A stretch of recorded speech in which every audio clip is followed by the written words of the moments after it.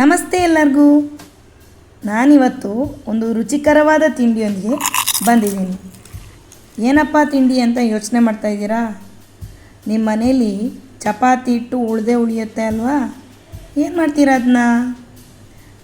ಏನು ಮಾಡೋದು ಅಂತ ನಾನೀಗ ನಿಮಗೆ ಹೇಳ್ಕೊಡ್ತೀನಿ, ಬನ್ನಿ.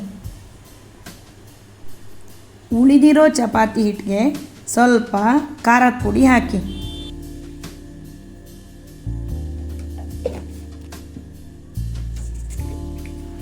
ಆಮೇಲೆ ಸ್ವಲ್ಪವೇ ಸ್ವಲ್ಪ ಎಳ್ಳು ಹಾಕಿ,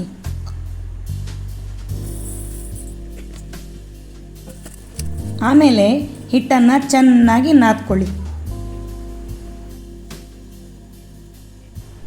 ನಾನು ಮಾಡಿದ ಹಿಟ್ಟಲ್ಲಿ 2 ಉಂಡೆ ಆಯಿತು. ಈಗ ಒಂದು ಉಂಡೆನ ತಗೊಂಡು ಲಟ್ಟಣಿಕೆ ತಗೊಂಡು ಲಟ್ಟಿಸ್ತೀನಿ. ಮಾಮೂಲಿ ಚಪಾತಿಗೆ ಲಟ್ಟಿಸ್ತೀರಿ ತಾನೆ, ಅದೇ ರೀತಿ ಲಟ್ಟಿಸೋದು, ಏನೂ ವ್ಯತ್ಯಾಸ ಇಲ್ಲ. ನೋಡಿ, ಈ ರೀತಿ ಲಟ್ಟಿಸ್ಬೇಕು. ಇಷ್ಟು ತೆಳ್ಳಗೆ ಇದ್ದರೆ ಸಾಕು. ಈಗ ನಾನೊಂದು ವಸ್ತುನ ಉಪಯೋಗಿಸ್ತೀನಿ. ಅದು ಏನು ಅಂತ ನೋಡಿ. ಇದೇ ಆ ವಸ್ತು ನೋಡಿ.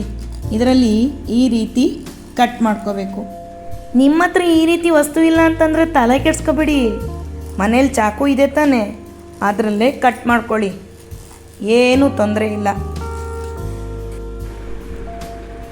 ಆಮೇಲೆ ಡೈಮಂಡ್ ಶೇಪ್ಗೆ ಕಟ್ ಮಾಡ್ಕೊಳ್ಳಿ. ಇದೇ ಚೆನ್ನಾಗಿ ಲುಕ್ ಕೊಡುತ್ತೆ ಈ ತಿಂಡಿಗೆ.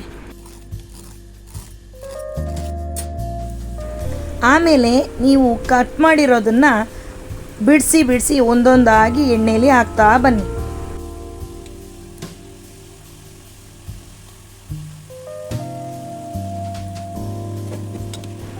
ಚೆನ್ನಾಗಿ ಫ್ರೈ ಮಾಡಿ, ಹೊಂಬಣ್ಣ ಬರೋವರೆಗೂ ಫ್ರೈ ಮಾಡಿದ್ರೆ ಸಾಕು. ಈಗ ನೋಡಿ, ಕಲರ್ ಬರ್ತಾ ಇದೆ. ಕಲರ್ ಬರ್ತಾ ಇದ್ದಂಗೆ ಒಂದು ತಟ್ಟೆಯಲ್ಲಿ ಹಾಕೋಬಿಡಿ. ನೋಡಿ ಎಷ್ಟು ಚೆನ್ನಾಗಿದೆ ಅಂತ. ನೋಡಿ, ಸೌಂಡ್ ಕೇಳಿ ಎಷ್ಟು ಕ್ರಿಸ್ಪಿಯಾಗಿದೆ ಅಂತ. ತಿನ್ನೋಕ್ಕೂ ತುಂಬ ಚೆನ್ನಾಗಿರುತ್ತೆ. ನೀವು ಒಂದ್ಸರಿ ನಿಮ್ಮ ಮನೇಲಿ ಮಾಡಿ ನೋಡಿ, ಹೇಗಿದೆ ಅಂತ ತಿಳಿಸಿ. ಮತ್ತು ಈ ವಿಡಿಯೋನ ಲೈಕ್ ಶೇರ್ ಮಾಡೋದನ್ನು ಮಾತ್ರ ಮರಿಬೇಡಿ. Thank you.